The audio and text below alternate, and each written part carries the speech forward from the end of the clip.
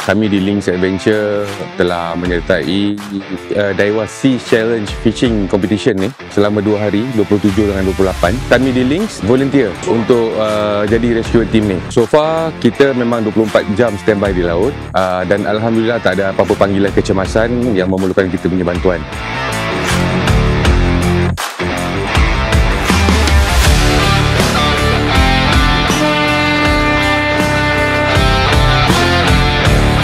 Kami berkolaborasi bersama Link Adventure. Kita akan standby medik lah di tengah laut.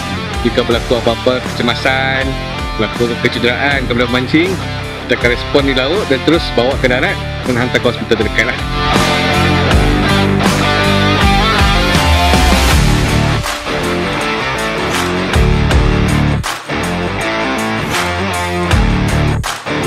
Kali ini kita akan bekerjasama dengan Link Adventure.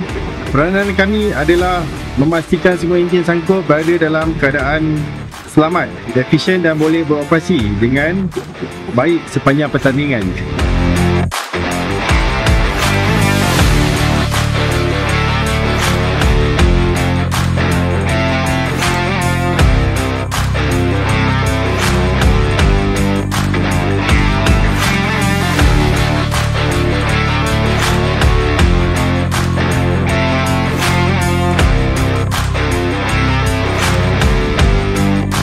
For the whole event banyak successful.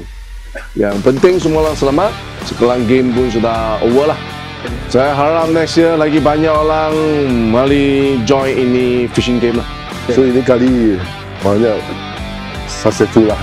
So kita tak ada hal lah. Kita pun happy lah kalau dia orang semua tak ada hamil, semua safe.